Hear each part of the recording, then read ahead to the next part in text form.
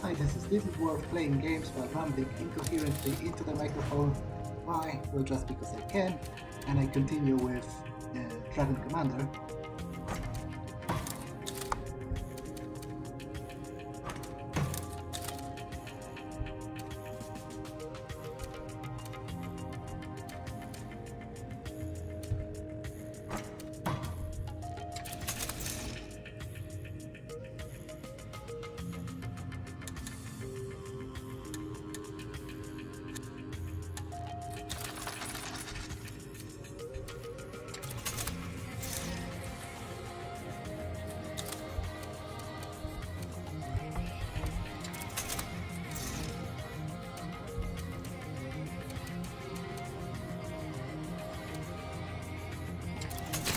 Okay, I can block the armor here so that it won't be able to move and reinforce.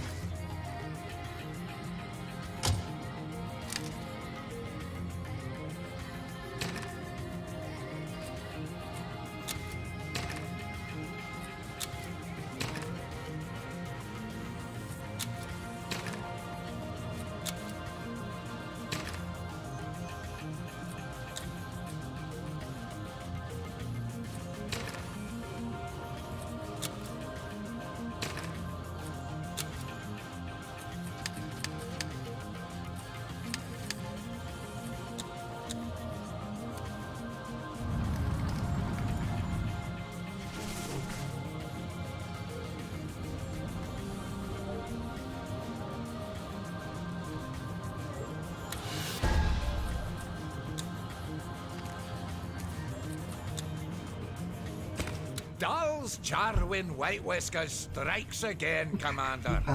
He's the foremost dwarven scholar, as I'm sure you know, and he's about to publish his 1000th article on natural history. Rumour has it he'll make a startling new revelation, and I'm anxious to read all about it. Edmund seems to be in a mood fouler than an ogre's abattoir. We were just trading routine insults when I said, "Your grandmother was an orc," and immediately he tried to get his bloody hands round my throat. Madcap lizard. Who gets so upset over such a childish taunt? Commander, a most grave and ignominious matter has come to my attention. Some dwarven quack, styling himself a scientist, claims he has found conclusive proof that we lizards, and some form of degenerate aquatic orc, are descendant of one and the same ancestor. He means to publish this rot in the Rivellon Scientific Gazette, thereby causing irreparable damage to our species' reputation. Yeah, so obviously, Charles Darwin is an analogy of Charles Darwin, and he's talking about the theory of evolution. And now here he says that that orcs and lizardmen had a common ancestor, which is like an obvious analogy to humans and apes sharing a common ancestor as well. With the utmost insistence, I therefore urge you to halt this publication. And if the matter of censorship bothers you, think nothing of it. By blocking the printing of this inane nonsense, you're safeguarding not only the good standing of all lizards, but of the illustrious Gazette as well. A dwarven scholar, really? The very notion is ludicrous. Yeah, now the main point here is whether it's accurate science or not, because if yes, then obviously censoring it would be wrong, but if it's just sensationalism and, you know, it's not backed by any evidence, then it shouldn't be published in a scientific journal. But then again, I think the idea here is that it is supported by evidence, and that's why he's so annoyed by it, because he can't dismiss it so easily. So some say humans have more in common with apes than they like to admit, so why not orcs with lizards? I'm not going to ban a scientific publication, and that's that. You'd be singing a different tune if it were dragons and dung beetles that were said to have matching progenitors, wouldn't you? To hell with that dwarf. I dare say no one will believe his tripe anyway. We'll see.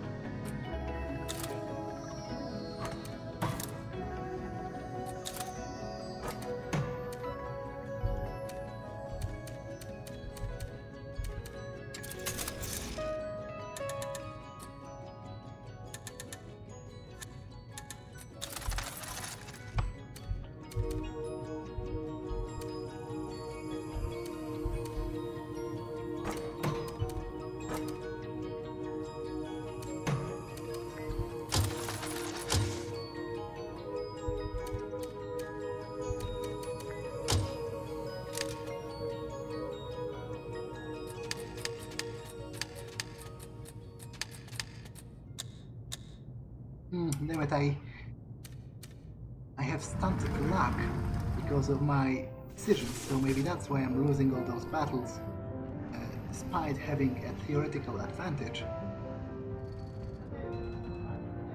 Lizards and orcs once bomb uglies, undead mortified by lewd behavior.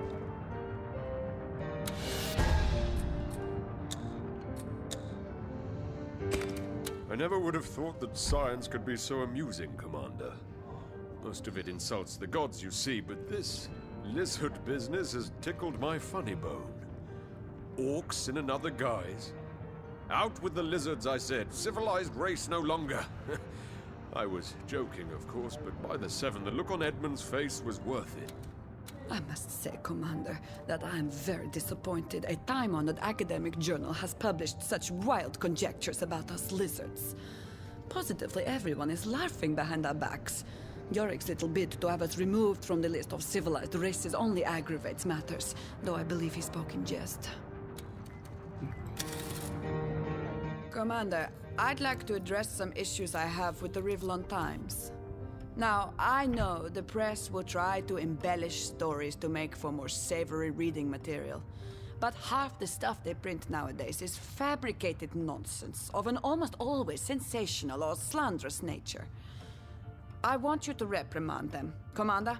I want it to be known that from now on they must either publish the truth or else publish no longer. Now it's a little vague, this problem here, because I'm not sure if she was talking about them publishing only truth.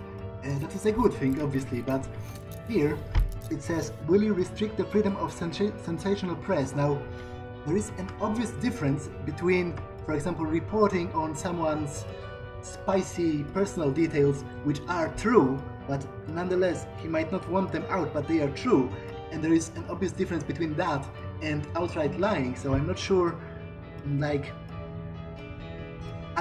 general, I think most of the papers, especially ones dealing with celebrities and stuff, are trash anyway, but censorship is a slippery slope, because at first you'd say that you only want to protect, that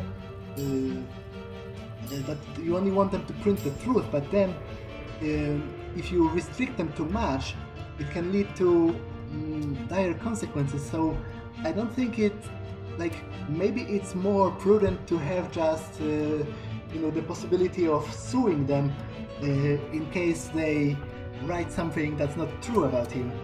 The Rivlon Times is no more than a daily dose of heresy for those that sinfully partake. Rather than admonish, you should abolish the thing altogether, Commander. I couldn't agree with Prospero more, Commander. The Rivlon Times journalists aren't simple fact-finders. No, they ferret for filth. Ever since I've become a counselor aboard the Raven, I've discovered dwarven newspapermen under my bed on no less than 3 separate occasions. And one I caught climbing through the bathroom window. Now that's the thing, they are public figures, so the public has a right to know about their various goings of life. They are not private citizens, they are public officials. So there is a difference Like, obviously, it can be annoying to have paparazzi following you around, but there is a difference between that and outright lying. The Rivellon Times is a dwarven and therefore commercial enterprise, Commander. Juicy stories sell copies. That is simplicity itself. I categorically deny, by the way, that our editors spread lies. Or at the very least, spread lies on purpose. So, if a chambermaid divulges to us a minister of the crown likes to spank his mistress in the bedroom, and this later turns out to be untrue, she is at fault, not we, for having printed her tale. Commander, I'd like to address some issues. I see no imp interest in this matter at all, Commander. I'll just flip a coin then. Heads means yes, tail means no. And heads. Yeah, go ahead and reprimand them. Now, they say about reprimanding them, and it's a little different than restricting the freedom of the press. So, as I said, it's a little vague. Like, obviously I would want them to publish the truth, but I also think that the free market dictates that they should be allowed to, publish juicy stories of, especially of public officials' life, because the public has a right to know if, for example, my minister is, I don't know, is cheating on his wife. Then I think it's the public has a right to know that, because he's an elected, well, not an elected in this case, but he's a public official and he represents them. So there is a difference between that and lying. So no, I won't. I think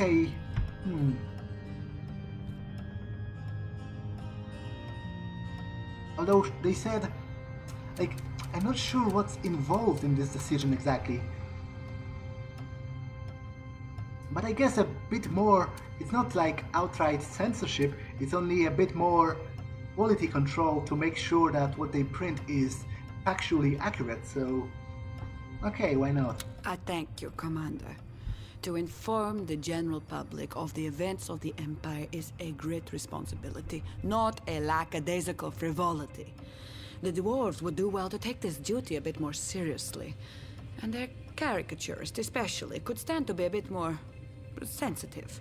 Now this I don't agree with. Like, I think they are fully within their right to publish caricatures, especially of public figures. Okay, so we just do like the coin says then. We could flip one every bloody time, Sure would put an end to all this bloody bickering. But this reprimand will kill business. Who wants to read mere facts? Facts are boring. Facts are boring. God blimey, Commander. Reprimand if you must, but don't break the news until I've sold all my shares in the Times. Very good, Commander. I can tell you it was all very embarrassing for my wife to pick up the morning paper and find out I'd been tending to another garden on the side. She kept on hogging the rose bushes. My favorite. What was I to do? Now I wonder if that's a euphemism for something. Well, I guess a reprimand is a first step. Does it include the raiding of the Rivellon Times' offices, perhaps? Shall they be gutted by fire? For that would be most agreeable and please the Seven. So the undead are pretty much ISIS. Leave it to old man Charwin, Commander. He'll set things straight. I knew there was something fishy about those lizards. Aquatic orcs. Maybe that's what we should call them from now on. It is abhorrent, Commander. Gutter press of the lowliest sort. The Rivellon Scientific Gazette has gone ahead and published that accursed gnome's findings. Every lizard in the realm has been made a mockery of, and it happened with your blessing. Did you know that the undead, those blundering bits of discarded carcass, have proposed that because of our alleged link with orcs, we lizards should be stricken off the list of 6? No longer a civilized race, but a wild one. We, who were the pinnacle of evolution, cast aside? Ha! Let them. Why would we want to be counted among inferiors anyway? Let them have their list of 5. We shall be the ones. You lack the female touch, Commander. Victory marred by defeat is no victory at all. Sometimes you have to take the good with the bad, Commander. Stiff upper lip, eh?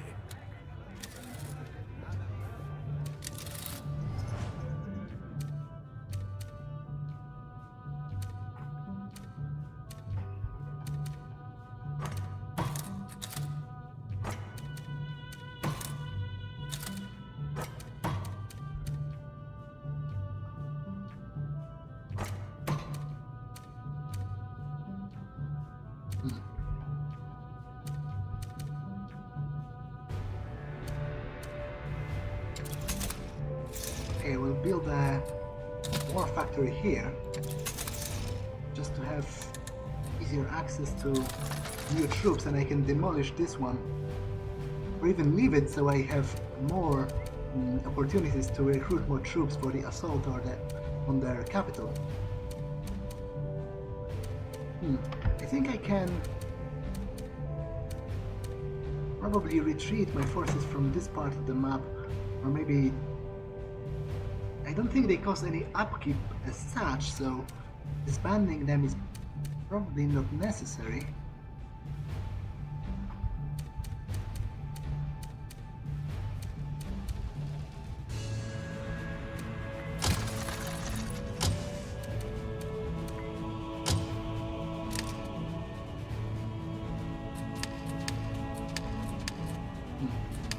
I'll add one mercenary card just in case, because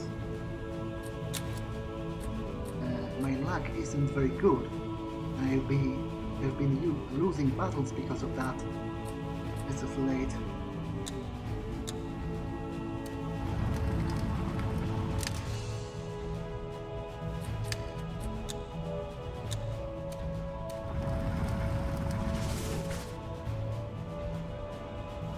No headline today because the Rivlon Times is being censored by the Draconic Emperor.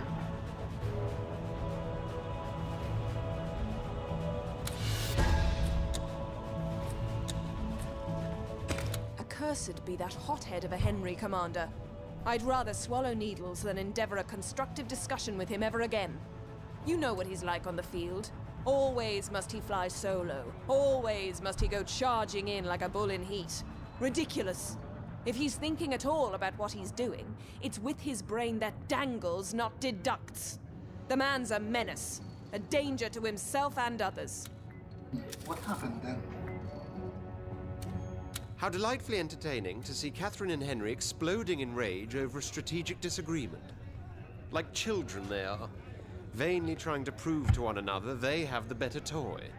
Of course, none of the two realizes they could argue till the dwarves grow tired of gold and never reach the tiniest epiphany. To wage war requires a distinct brand of genius. Where they are found wanting, I am found abounding. By all the gods, real or imaginary, devils take my manhood if that Catherine creature isn't a bigger bitch than a mountain-sized mastiff. So what if I wage war by my own rules and care little for her so-called team tactics? That's no reason to question my ability. She's lucky she has tits to prove she's not a man, or I'd have beaten her more savagely than a dwarf is anvil. Besides, what's the use of standing shoulder to shoulder when you know the fella next to you will run once the swords start ringing and the blood begins to flow? Aye. That's what happened the day I lost my arm. I stood my ground, alone. And the rest of the Emperor's generals, they outran their wives and their litter trying to escape. So much for loyalty. So much for duty. I can imagine it's hard to put trust in someone when you've been through such an ordeal, but we will never, come together unless you give us a chance. I find it a lot easier to tell the benefit of the doubt it can go shag itself. But if you insist, I'll give the others a chance. Though I'm sure they'll prove to be a bigger disappointment than looking for a brothel in an elf town.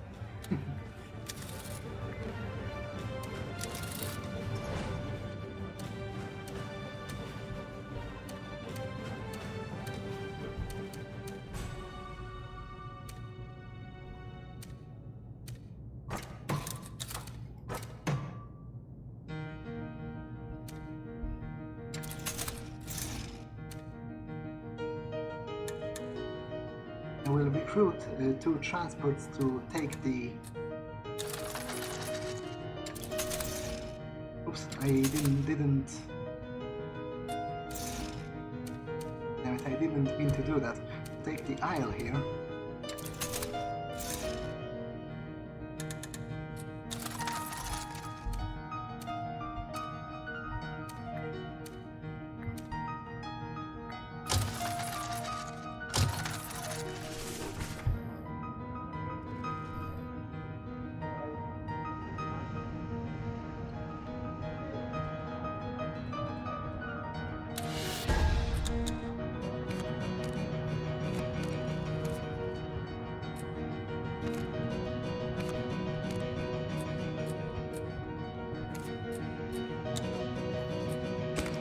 Oh, my head. Feels like there's an imp wedding celebration going on in there and they've just lighted the fireworks. I drank shots and played poker with Henry, Edmund, and Scarlet.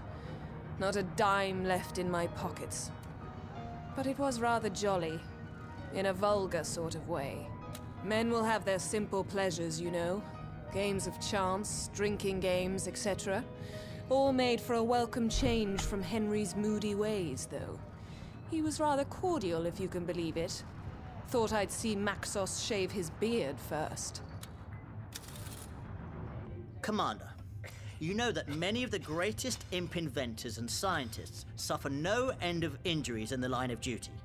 New and fickle weapons tend to, well, go boom at inopportune moments. Often, we heal their wounds with magic and replace lost limbs with marvels of engineering. But ever so often, they are beyond repair. In that case, we like to end their suffering by means of Black Rose extract.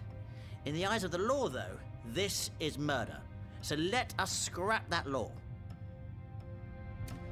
Yeah, so basically, euthanasia now. I am in favor of allowing that because I consider every man responsible for his own life, and I think it's every man's right to decide, as long as he's sane and an adult, to decide whether he had enough, if he is in pain or is too old or is disabled or is suffering. Then it's very much within his rights to end his own life, and I think it should be allowed for medical professionals to render assistance in such a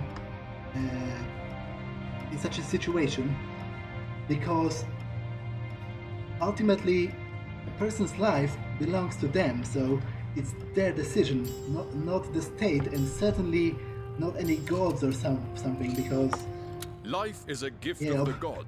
Obviously, so he'd say of course that. is death.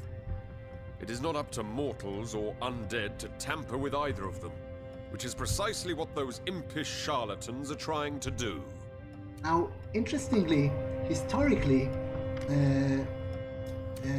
committing suicide was even forbidden often enough, and not only because of religion, which is kind of obvious, but also because of the state laws saying that basically, for example, in Prussia, if you committed suicide, then your whole inheritance would be taken by the state. Your family would have nothing left, because it was said that your life basically belongs to the state, and you should live as long as you can to pay taxes, so you can't just choose the shorter way out. Trinculo is quite correct, Commander. That law is woefully outdated and should simply be abolished. Sometimes to kill is the only way to be merciful. Yep. No dwarf goes gently into the dark night if he can help it, Commander. We fight against the dying light with every sinew in our bodies, and no needle-wielding quack will ballywell interfere. Only those who clung to every last breath are worthy of the eternal warrior's afterlife. Yeah, and he's very much welcome to think that, but it should be every person's choice, like personal choice, whether they want to suffer and to, fight till the end, or whether they want some assistance to just end the pain. Mr. Shortfuse's proposal is a meritorious one, Commander. Every sun must set, and if the setting is one of suffering, why not speed it along with Black Rose? Yep, so I will allow euthanasia. I'm glad you're being so sensible about this, Commander.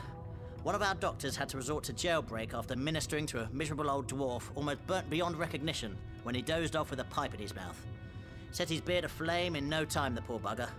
What could that imp do but slip him sweet sister sleep? Very wise of you, Commander. Pain is such a terror. To relieve one's patients of it should be a physician's foremost care, even if sometimes relief may prove to be definitive. So now we're catering to the weaklings that choose drugs over defiance. Doctors ought to treat their charges to the very end, not sing them opiate lullabies. Well done, Commander. It takes an enlightened mind to weigh life against death and realize that sometimes the latter is the kinder condition. If someone's last days are days of agony, the Seven have willed it so. Ease their torment, and you thwart the divine order. One more example that sacrilege is inbred in science. Next time Henry wants to play cards, I'll tell him I'd rather tongue-kiss a rattler. Such an unrefined game, really. The pastime of booze hounds and imbeciles. Quite unfit for a man of my refinement. To change the subject entirely, could I receive my wages a bit earlier this month? I've had some unexpected expenses. Sup, Commander? Commander, so I took your counsel to heart and decided I should give my fellow generals a chance to prove they are worthy of my esteemed friendship and perhaps even trust. What better test I can put them to, I ask myself, than the holy game of poker? See who's shrewd, behold who bluffs, descry who dares and when. So that's what I did. Rounded them up and played from dusk till dawn. You were right. They're not a bad bunch once you get to know them. Obviously, I left their purses emptier than Yorick's skull, which does do wonders for my temper. Can't rightly say if that endeared me to them, but I'm sure as hell I'd like to see more of them once this month's wages come in. Okay, so let me continue my conquest.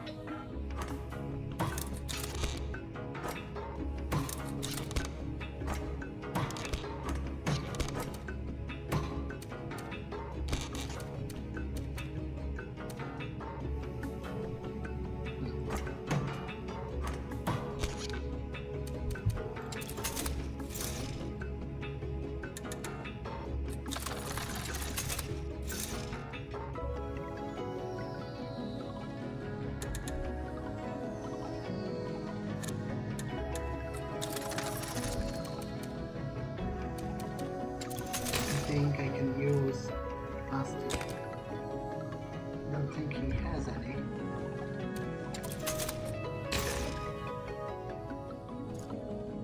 I'm not sure if the cards transfer between the chapters, but I guess I'll see soon enough.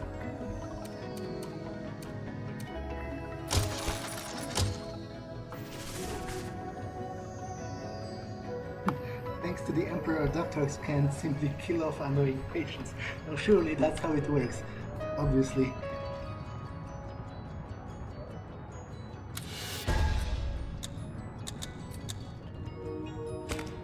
Horror of horrors, Commander. Claudella, our foremost artist, turns out to be a sinner of sapphic sentiments. Such So basically a transgression lesbian. cannot be condoned. The gods will not stand for it. All her works shall be pulled down onto the ground and smashed into the dust. Seven forgive us for having admired her so. Once more, the undead are in an uproar over nothing, Commander. Now they are systematically tearing down the statues of their own foremost artist because she made the posthumous confession of being gay. What on earth moved her to do so, we'll never know, but the results are tragic. Please tell Yorick to calm his kin. A civilized society should not stand for such barbarism, whether the gods approve or not.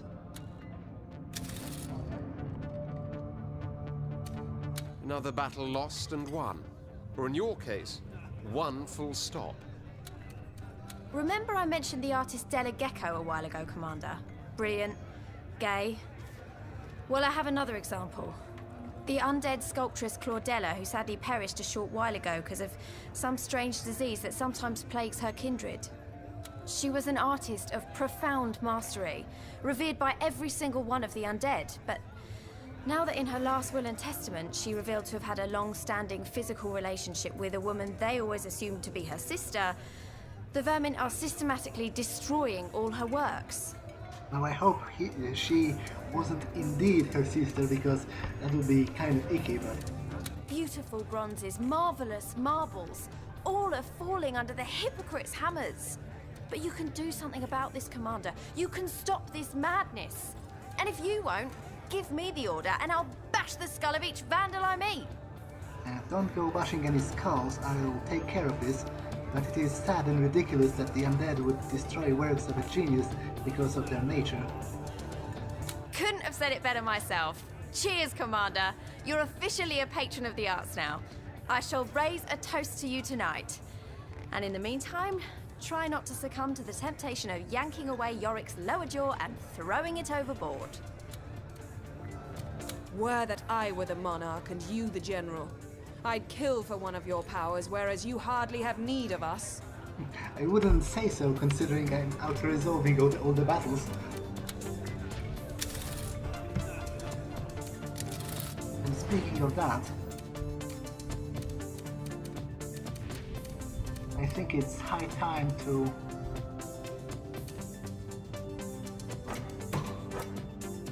attack their capital.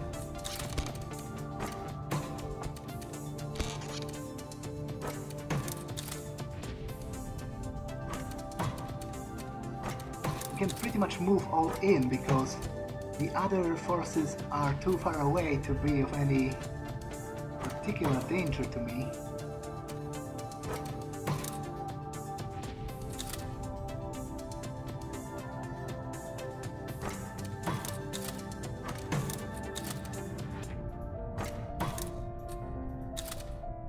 And I think I have some mercenary cards on hand as well, so...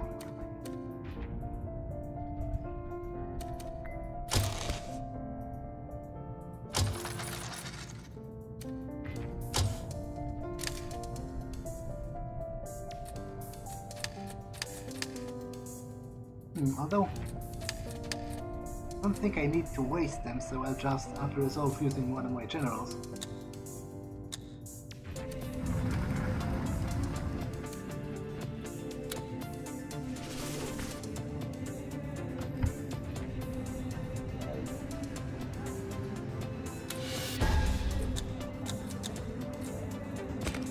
You may have gone against us. You may think you have won, Commander, but you have done no such thing. What is left of Claudella's works is locked away in so-called museums, away from the eyes of every undead. Not a single one of us will enter these places ever again, or be stricken down by the Seven. Bravo, Commander. You went out of your way to preserve the legacy of a fine artist, and did so despite the diplomatic ramifications. We lizards commend you.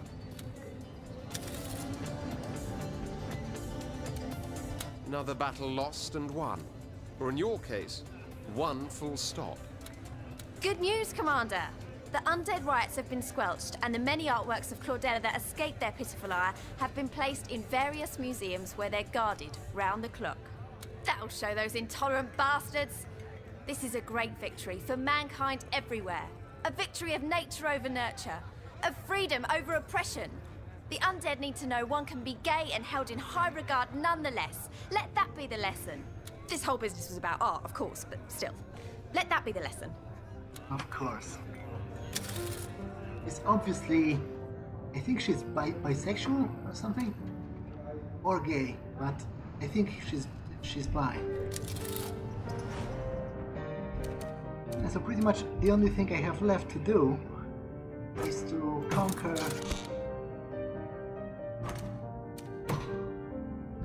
I will be needing a lot of transport ships.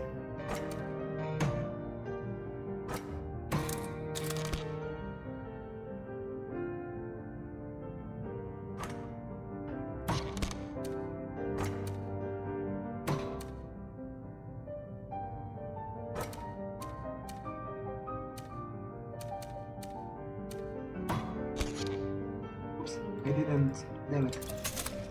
Didn't mean to do that.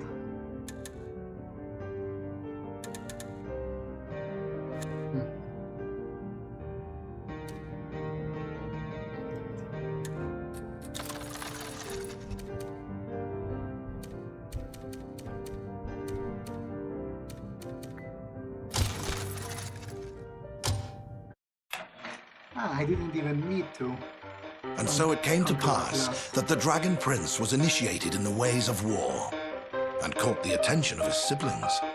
Whereas the prince had been but a flea in his half-brother Carthan Axehand's coat, the dread Decapitator now took full notice of what turned out to be a dragon, and so in turn did the others. Yes, it was in the heartland of Rivellon that the war would be decided between the last of Sigurd's children. Carthan remained a threat, as did his sister Sybil the Silent, who had cut out her own tongue a long time ago to stop the voices in her head from babbling. And then there was Farran the Fleshless, who was convinced he wasn't human at all, but rather an undead, which he would demonstrate by slicing the flesh from his body. Such was the crazed company the Dragon Prince would have to fight. Such were the terrors he would have to overcome. And the way he did so is still studied by all strategists in Rivellon today.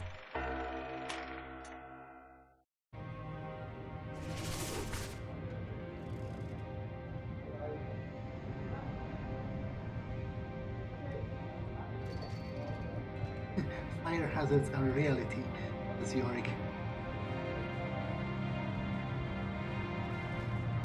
I have news for you, Commander. Great, grave, or gratifying, I'll leave its interpretation to you. The fact of the matter is your victories have gone far from unnoticed. That much you knew. But they have also gone a long way toward uniting a shattered realm. It has therefore been announced that you are to marry, for that will bolster the populace's spirit and cement your power as Emperor. Soon the finest princesses in the land will be here, bidding for your hand in marriage. Oh, you say it as if I have no say in all of this. Not as such, no. You don't want to get married, because that would be a bit of an imposition. The decision has been made, you see. Matters such as these, even an emperor has to accept without remonstrance. Still, there are worse things than tying the knot, surely. Very well, Commander. And while you fantasize about pretty princesses, I'll continue my studies. Grumio may find his inspiration in dreams, but I'll stick to books, thank you very much. A wizard likes his nose between the pages, rather than his head in the clouds. Commander, I'd like to raise a delicate issue regarding the imps. You see, there's just too many of them. They procreate so quickly, they put the rabbits to shame. And if we don't do something about it, there will be 2 of their number for every single elf or dwarf or lizard. Curtail their expansion, I say. Families of 5 should be their limit. Now that's obviously bullshit, considering the imps are a civilized race, and sentient much as any other of them. It reminds me of the China's one-child policy, although it's even worse perhaps because they singled out one race of people to basically, well, how would they enforce that? Would they sterilize them after having enough children? Like, it's obviously bullshit and barbaric, so I'm not going to abide by that. But I will listen to what they all have to say because it's often funny. Oberon's quite right, Commander. Those heathen demonic pests breed like sin in a brothel, and the result is just as diseased. I'd have them all wiped out, but for the moment I'll settle for a mere reduction of their number. And that's interesting that he says it, because he's very religious, so you would think it'd be against regulating fertility rates. Oberon oversteps his bounds, Commander. The family is a holy institution. Let no man mingle with a family's private affairs. It shocks me a free-spirited elf could advocate state control over the number of children one is or is not allowed to have. Yeah, right? Lizards too hatch many eggs in one sitting, so to speak. Huh? Are we Oberon's next target, perhaps? Yeah, it's pretty bullshit. What is all this elven claptrap? How dare he utter such rot? An impish family isn't complete until Nipper number 22 comes along. Yeah, so I will not enforce any family planning policy. Commander, a single rat is just a cute animal. A large mouse, no more. But unleash them by the hundreds and thousands, and what are they? Pests! And why? Merely because of their number and the inconvenience that number causes. That is what imps will be. Pests. Now I find it very, very concerning that he's referring to another kind of sentient beings as pests and likening them to rats. That's quite a... that's a sentiment that a Nazi would have. You know, utterly dehumanizing your opponent and not even claiming they are people anymore. Oh, bother. These fellows are like lice, Commander. You see one of them jump about the place, and the next thing you know, there's a dozen of them, rendering everybody else annoyed and itchy. Good show, Commander. It's an unthinkable thing indeed for the government to regulate the affairs of the bedroom. I already regard tax collectors as violators of my privacy, let alone sex inspectors. Wise of you, Commander. You know how lizards' tails stir in indignation when the government tries to influence matters of personal freedom and responsibility. Proposals such as Oberon's stir me so vehemently I seem to suffer from nervous tics. Darn tootin', Commander. Set that ruddy elf straight. Too many imps indeed. We're only half as tall as the rest. We deserve to have strength in numbers. I'll research all the remaining basic researches. You can have this.